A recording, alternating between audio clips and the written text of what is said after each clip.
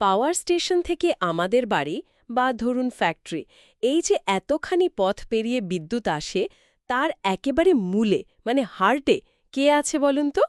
Three-phase alternator. ঠিক তাই। তো আজ আমরা টেক্সট বইয়ের পাতা থেকে বেরিয়ে এসে অল্টারনেটরের আসল রহস্যটা একটু সহজ করে বোঝার চেষ্টা করব। নিশ্চয়ই। দেখুন, এই অল্টারনেটর ছাড়া কিন্তু আজকের পাওয়ার সিস্টেম ভাবাই যায় না। এর একদম গোড়ার কথা হলো ফ্যারাডের ইলেকট্রোম্যাগনেটিক ইন্ডাকশন ল। হ্যাঁ, ফ্যারাডের সূত্র। মানে যখন চৌম্বক ক্ষেত্র আর পরিবাহী এদের মধ্যে একটা আপেক্ষিক গতি থাকে। একদম। সহজ করে বললে, একটা ঘুরন্ত ম্যাগনেটিক ফিল্ড যখন একটা স্থির কন্ডাক্টর বা তারকে কাটে, তখনই ওই তারে ভোল্টেজ তৈরি হয়, মানে ইএমএফ ইনডিউসড হয়। কিন্তু একটা জিনিস, বেশিরভাগ বড় অল্টারনেটরে তো আর্মেচার মানে যেখানে ভোল্টেজটা তৈরি হচ্ছে সেটা স্থির থাকে আর ফিল্ড বা চুম্বকটাই ঘোরে। এটা কেন? উল্টোটা মনে হয় যেন বেশি স্বাভাবিক। হ্যাঁ, এটা একটা খুব গুরুত্বপূর্ণ পয়েন্ট। দেখুন, আর্মেচার ওয়াইন্ডিংয়ে তো বিশাল হাই ভোল্টেজ তৈরি হয়, মানে ধরুন কিলো ভোল্টে। ও আচ্ছা। তো আর্মেচার যদি স্থির থাকে, তাহলে এই হাই ভোল্টেজকে ইনসুলেট করা, মানে বিদ্যুৎরোধী করা, অনেক সহজ আর নিরাপদ হয়। নিরাপত্তার দিকটা আছে। আর মেন কারেন্টটা, মানে যেটা আমরা ব্যবহার করব, সেটা সরাসরি টার্মিনাল থেকে নিয়ে নেওয়া যায়। কোনো ঘুরন্ত স্লিপরিংয়ের ঝামেলা থাকে না। স্লিপ-রিং লাগছে না। লাগছে, তবে শুধু ফিল্ড ওয়াইন্ডিংয়ের জন্য। সেখানে তো শুধু কম পাওয়ারের ডিসি সাপ্লাই দিতে হয় রোটারে। তার জন্য ছোট স্লিপরিং হলেই চলে যায়। আচ্ছা, আচ্ছা। তার মানে স্থির আর্মেচারের মূল সুবিধা হলো হাই ভোল্টেজ হ্যান্ডলিং আর সহজ কারেন্ট কালেকশন, তাই তো? একদম। তাই অল্টারনেটরের প্রধান অংশ যদি বলেন, তাহলে তিনটে: স্থির স্টেটর, যেখানে আর্মেচার থাকে; ঘুরন্ত রোটার, যেটা ম্যাগনেটিক ফিল্ড তৈরি করে; আর এদের মাঝের এয়ার গ্যাপ। বুঝলাম। আচ্ছা, এই যে রোটর ঘুরছে বললেন, এগুলো কি সব দেখতে একই রকম? না না, রোটর প্রধানত দুরকমের হয়। একটা হলো স্যালিয়েন্ট পোল টাইপ, মানে পোলগুলো বাইরের দিকে উঁচু উঁচু হয়ে বেরিয়ে থাকে, অনেকটা জলবিদ্যুৎ কেন্দ্রের টারবাইনের মতো দেখতে। হ্যাঁ, দেখেছি। এগুলো সাধারণত কম গতিতে ঘোরার জন্য তৈরি হয়, যেমন ধরুন হাইড্রো পাওয়ার প্ল্যান্টে। আর অন্যটা? অন্যটা হলো নন স্যালিয়েন্ট পোল বা সিলিন্ড্রিক্যাল রোটর। এটা দেখতে মসৃণ চোঙের মতো। এগুলো খুব হাই স্পিডে ঘোরার জন্য ডিজাইন করা হয়, যেমন থার্মাল পাওয়ার প্ল্যান্টে স্টিম টারবাইনের সাথে লাগানো থাকে। ও, মানে স্পিডের উপর নির্ভর করে ডিজাইনটা আলাদা। বেশ ইন্টারেস্টিং। হ্যাঁ। এবার একটু ওয়াইন্ডিং এর কথায় আসি। ডাবল লেয়ার ওয়াইন্ডিং তো বেশ কমন, কিন্তু এই যে দুটো ফ্যাক্টরের কথা শোনা যায়, পিচ ফ্যাক্টর মানে কেপি আর ডিস্ট্রিবিউশন ফ্যাক্টর কেডি, এদের কাজটা কি? এরা নাকি ভোল্টেজ কমিয়ে দেয়? হ্যাঁ, ঠিকই শুনেছেন। ভোল্টেজ সামান্য কমে ঠিকই, কিন্তু এর ফলে একটা বড় সুবিধা পাওয়া যায়। কেপি আসে যখন আমরা কয়েলগুলোকে পুরো পোল পিচের সমান না করে একটু ছোট বানাই, মানে শর্ট পিচড করি। আচ্ছা। আর কেপি আসে যখন কন্ডাক্টরগুলোকে একটা খাঁজে বা স্লটে না রেখে কয়েকটা স্লটে ছড়িয়ে দিই, মানে ডিস্ট্রিবিউটেড করি। তাতে লাভটা কি হয়? লাভটা হলো আউটপুট ভোল্টেজের ওয়েভফর্মটা অনেক বেশি স্মুথ, মানে প্রায় নিখুঁত সাইন ওয়েভের মতো হয়। পাওয়ার সিস্টেমে এই স্মুথ ওয়েভফর্মটা খুব জরুরি। ও, মানে ভোল্টেজের কোয়ালিটি ভালো হয়, পরিমাণ একটু কমলেও। একদম। অনেকটা ধরুন, মঞ্চে গায়করা যদি এক জায়গায় জটলা না করে একটু ছড়িয়ে দাঁড়ায়, তাহলে সম্মিলিত সুরটা কেমন পরিষ্কার আর ভালো শোনায়। এটা অনেকটা সেই রকম। বাহ, দারুণ অ্যানালজি তো। তার মানে কেপি আর কেডি ফ্যাক্টর দুটো ইএমএফকে, মানে ভোল্টেজকে কিছুটা কমালেও ওয়েভফর্মের কোয়ালিটি অনেক উন্নত করে, তাই তো? ঠিক তাই।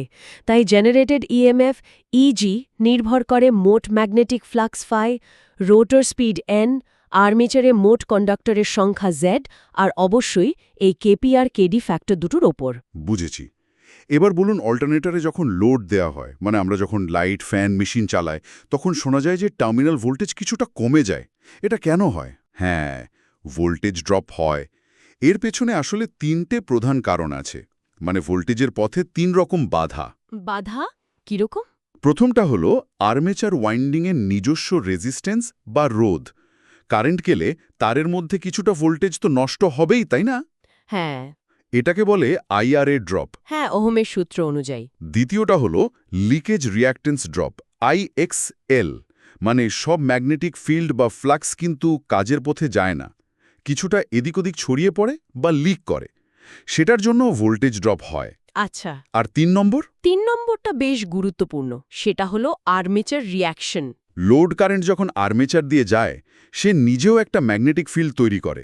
এই ফিল্ডটা গিয়ে রোটারের তৈরি করা মূল ফিল্ডকে ডিস্টার্ব করে। ও, মানে লোডের কারেন্ট নিজেই একটা প্রভাব ফেলে। হ্যাঁ, আর এই প্রভাবটা কেমন হবে সেটা আবার নির্ভর করে লোডের পাওয়ার ফ্যাক্টরের ওপর, মানে কারেন্ট আর ভোল্টেজের মধ্যেকার দশার ফেজ সম্পর্কের ওপর, ল্যাগিং, লিডিং নাকি ইউনিটি পাওয়ার ফ্যাক্টর। জটিল ব্যাপার। এই সবকটা ড্রপ মিলিয়েই কি সিনক্রোনাস ইম্পিডেন্স টার্মটা আসে? ZS = RA + JX? ঠিক ধরেছেন। এখানে আরএ হলো আর্মেচার রেজিস্ট্যান্স আর এক্সএস হলো সিঙ্ক্রোনাস রিঅ্যাক্ট্যান্স, যেটা লিকেজ রিঅ্যাক্ট্যান্স এক্সএল আর আর্মেচার রিঅ্যাকশনের প্রভাব এক্সএ, এই দুটোকে মিলিয়ে ধরা হয়। হুম। এই জিএস এর জন্যই লোড বাড়লে টার্মিনাল ভোল্টেজ ভি কমে যায়, আর voltage regulation %reg = E0V V100। এটাই মাপে যে নো লোড ভোল্টেজ E0 থেকে ফুল লোড ভোল্টেজে নামার হারটা কত শতাংশ। তার মানে এই রেগুলেশনের মান যত কম হবে অল্টারনেটর তত ভালো, তাই না? মানে লোড বদলালেও ভোল্টেজ প্রায় একই থাকবে। একদম, এটাই তো চাই আমরা। অনেকটা ভালো গাড়ির সাসপেনশনের মতো, লোড চাপলেও বেশি দেবে যায় না। কম রেগুলেশন মানে স্টেবল ভোল্টেজ। ঠিক। আচ্ছা, অল্টারনেটরের পাওয়ার আউটপুট, মানে কত ওয়াট বা কিলোওয়াট দেবে, সেটা কিভাবে কন্ট্রোল করা হয়? আর পাওয়ার সিস্টেমে তো একটা নয়, অনেক অল্টারনেটর একসাথে চলে প্যারালালে, কেন? দেখুন, অল্টারনেটরের অ্যাক্টিভ পাওয়ার আউটপুট মানে আসল কাজের পাওয়ার, সেটা মূলত নির্ভর করে লোড অ্যাঙ্গেল বা পাওয়ার অ্যাঙ্গেলের ওপর। লোড অ্যাঙ্গেল সেটা কি? ওটা হলো রোটারের ম্যাগনেটিক ফিল্ডের অক্ষ আর স্টেটর ভোল্টেজের মধ্যেকার কোণ। এই কোণটা বাড়ে যখন আমরা প্রাইম মুভার, মানে যে টারবাইনটা অল্টারনেটরকে ঘোরাচ্ছে, তাতে বেশি ইনপুট দিই, যেমন স্টিম বা জল। ইনপুট বাড়ালে ডেল্টা বাড়ে আর পাওয়ার আউটপুটও বাড়ে। মানে মেকানিক্যাল ইনপুট বাড়ালে ইলেকট্রিক্যাল আউটপুট বাড়ে। আর রিঅ্যাক্টিভ পাওয়ার কেভিআর? রিঅ্যাক্টিভ পাওয়ার কন্ট্রোল করা হয় ফিল্ড এক্সাইটেশন বদলে, মানে রোটারের ফিল্ড ওয়াইন্ডিংয়ে ডিসি কারেন্ট বাড়িয়ে বা কমিয়ে। এক্সাইটেশন বাড়ালে কেভিআর আউটপুট বাড়ে। ইন্টারেস্টিং। আর প্যারালেল অপারেশন অনেকগুলো একসাথে কেন? প্যারালেলে চালানোর অনেকগুলো কারণ আছে। প্রথমত, নির্ভরযোগ্যতা। একটা যদি খারাপও হয় বা বন্ধ করতে হয় মেইনটেনেন্সের জন্য, বাকিগুলো তো চলবে, সাপ্লাই বন্ধ হবে না। হ্যাঁ, এটা খুব জরুরি। দ্বিতীয়ত, লোডের চাহিদা তো সবসময় এক থাকে না। যখন কম লোড, তখন কম সংখ্যক অল্টারনেটর চালানো যায়, তাতে এফিসিয়েন্সি বাড়ে। লোড বাড়লে আরও ইউনিট চালু করা যায়। ফ্লেক্সিবিলিটি। হ্যাঁ, এছাড়া রক্ষণাবেক্ষণের সুবিধা হয়, একটাকে বন্ধ রেখে কাজ করা যায়। পুরো সিস্টেমটা অনেকটা অর্কেস্ট্রার মতো, যেখানে সবাই মিলেমিশে বাজায় প্রয়োজন অনুযায়ী। বাহ, দারুণ তুলনা। কিন্তু এই একসাথে বাজানোর বা সিনক্রোনাইজ করার শর্তগুলো নিশ্চয়ই খুব কঠিন। কঠিন বলবো না, তবে খুব নির্দিষ্ট। 4টে প্রধান শর্ত আছে। যে অল্টারনেটরটাকে সিস্টেমে জুড়তে চাইছি, তার terminal voltage, frequency, phase sequence আর ফেজ অ্যাঙ্গেল, এই 4টে জিনিস গ্রিডের বা অন্য অল্টারনেটরগুলোর সাথে একদম মিলে যেতে হবে। 4টে জিনিস মেলাতে হবে? কিভাবে করে এটা? আগেকার দিনে 3টে বাল্ব ব্যবহার করে একটা পদ্ধতি ছিল, ফ্রি ল্যাম্পস মেথড। দুটো উজ্জ্বল, একটা অন্ধকার হলে বোঝা যেত কন্ডিশন ঠিক আছে। তবে এখন অনেক নির্ভুল যন্ত্র এসে গেছে, যেমন সিঙ্ক্রোস্কোপ। সিনক্রোস্কোপ। আচ্ছা, আর যখন দুটো অল্টারনেটর একসাথে চলছে, তারা লোডটা নিজেদের মধ্যে ভাগ করে কিভাবে? ভালো প্রশ্ন। অ্যাক্টিভ পাওয়ার বা কিলোওয়াট শেয়ারিং কন্ট্রোল করা হয় প্রাইম মুভারের ইনপুট অ্যাডজাস্ট করে। যার ইনপুট স্টিম, জল বাড়াবেন, সে বেশি কিলোওয়াট নেবে। ও, মানে প্রাইম মুভও কন্ট্রোল করে কিলোওয়াট ভাগাভাগি হয়। তাহলে দুটো অল্টারনেটরের মধ্যে অ্যাক্টিভ লোড ভাগ করতে প্রাইম মুভারকেই ধরতে হবে। একদম তাই। আর রিঅ্যাক্টিভ পাওয়ার বা কেভিএআর ভাগাভাগি হয় ফিল্ড এক্সাইটেশন অ্যাডজাস্ট করে।